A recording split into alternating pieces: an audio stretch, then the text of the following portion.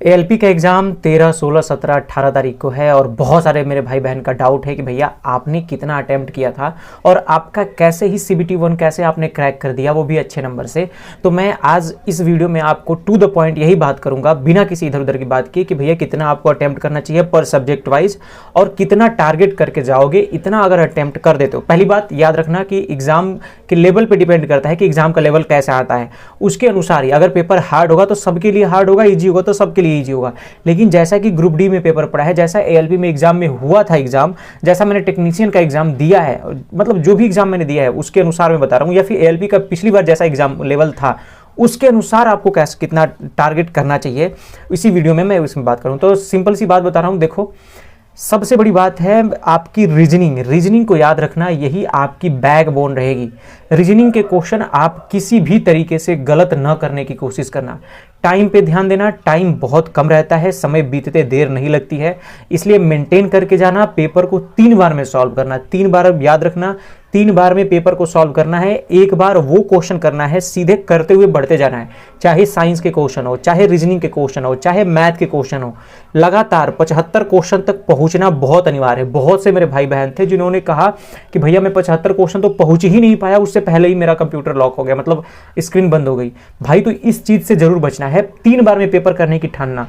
जो पहला 20 मिनट होगा, 20 मिनट का शुरुआती जो 20 मिनट होगा, उसमें आपको पूरा 75 क्वेश्चन को एक बार देख जाना है। और देखना ही नहीं कि मतलब 20 मिनट बर्बाद कर देना है। वो क्वेश्चन जो एकदम इजी हो, ऐसा लग रहा है एकदम सिंपल सा है, एकदम आ जाएगा, तो उसको उस 20 मिनट में, चाहे वो 20 क्वेश्चन हो, 30 क्वेश्चन हो, 40 क्वेश्चन हो, जितने क्वेश्चन हो, वो आपको कर लेने हैं पहली बार में। जब सेकेंड बार आना तो जो क्वेश्चन करने आ रहे हैं, आपको आ रहा है करने, लेकिन वो थोड़ा सा टाइम लेगा, उस क्वेश्चन को अब प्रॉपर जितना भी समय है उतना पूरा प्रॉपर टाइम दे करके मात्र 10 मिनट पहले, जब भी एग्जाम 10 मिनट बचा होगा उतने में ही पहले आपको कवर अप कर लेना है।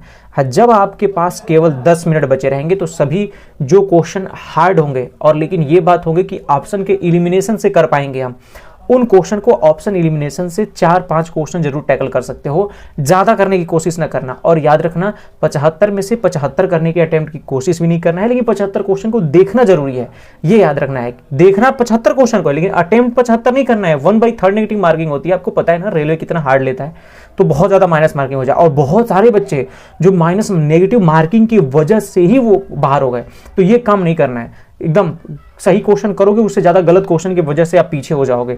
तो मैं बता देता हूं रीजनिंग में कितना चाहिए, करना चाहिए।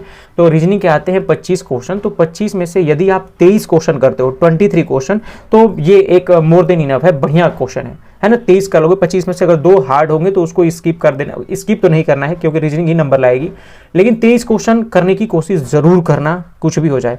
मैथ में आते हैं 20 क्वेश्चन, 20 में से आप 17 क्वेश्चन, अगर आप 17 क्वेश्चन नहीं कर पा रहे हो, अगर आप 15 क्वेश्चन कर रहे हो, तो रीजनिंग में आप 25 क्वेश्चन करना, समझ रहे हो, मतलब रीजनिंग को मेंटेन करना है मैथ से। तो अगर मैथ में 15 क्वेश्चन कर रहे हो तो रीजनिंग में 25 क्वेश्चन, अगर रीजनिंग में 23 क्वेश्चन कर रहे हो तो मैथ में 17 क्वेश्चन के करीब में।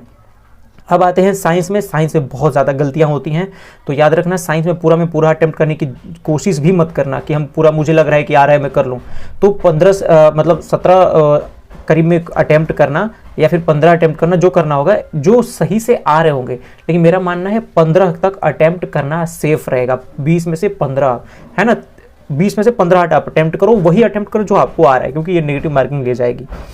चौथा नंबर पे आता है करंट अफेयर्स। तो करंट अफेयर्स भाई अनिश्चितताओं का खेल है, क्या आएगा क्या नहीं आएगा। मैंने वीडियो बना के अपलोड कर दिया है कि करंट अफेयर्स की कौन सी वीडियो आपको देखनी है, कितने 11 घंटे की 12 घंटे की जो वीडियो है, एक बार मैराथन देख लो, शायद रेफरेंस मिल जाएगा कि इसी के अनुसार अगर मान लेते हैं 10 क्वेश्चन में से 3-4 क्वेश्चन भी फंस जाते हैं, तो आपको देखना वही नॉर्मलाइजेशन में आगे लेकर जाएंगे, क्योंकि उन्हीं से क्वेश्चन ज़्यादा ही स्ट्रांगली बनते हैं, मतलब उसी से ज़्यादा मेरिट ऊपर जाएगी।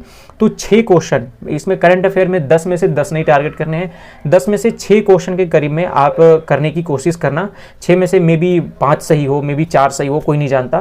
तो इसी के अनुसार टोटल अटेम्प्ट आपको बता देता हूं, 7 3 10 और 10 20, मतलब और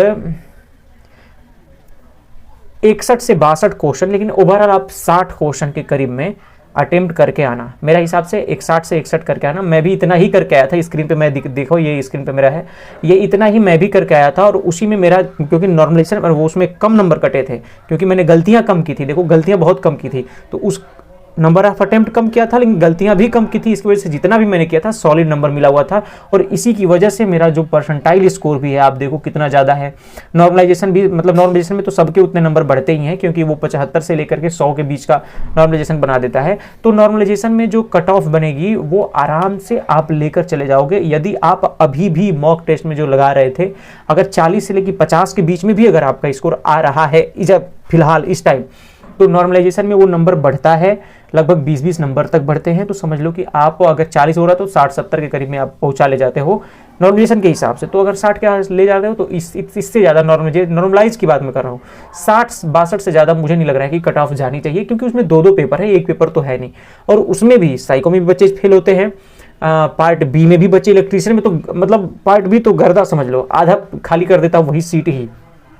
तो एग्ज़ाम देकर आना है अच्छे से। बेस्ट ऑफ लक आप लोगों के लिए, और आकर के एग्ज़ाम तुरंत CBT 2 के लिए लग जाना है। अगर आप 60 से 62 के करीब में अटेम्प्ट कर लोगे तो तुरंत आके CBT 2 में लग जाना है। एकदम एक दिन का भी वेट नहीं करना और ये भी नहीं देखना है कि मेरा कितना नंबर बन रहा है, क्या बन रहा है, कैसे बन रहा है। एकदम जब आपको लग रहा है कि मैं इतना लगभग करके आया हूँ, एक दिन अपना खपा लेना दिमाग कि नहीं इतना सही लग रहा है। अगर आप उसमें 50-55 के करीब में सही करके आ जा रहे हो, 50-50 के आसपास, तो तुरंत लग जाना तैयारी में। बस इतनी बात है। चलो तब तक के लिए thank you, bye bye, take care. और कैसी इन्फॉर्मेशन लगी प्लीज़ वीडियो को लाइक ज़रूर कर देना। और हाँ, चैनल को आपने सब्सक्राइब नहीं किया है तो आप प्लीज़ चैनल को सब्सक्राइब कर लो। साथ साथ रहेंगे साइको में बहुत ज़्यादा अच्छे से बारीकियों से मैं पेन कॉपी लेकर के आपको समझाऊंगा कि कैसे हमने टैकल किया था। चलिए तब तक के लिए थैंक यू।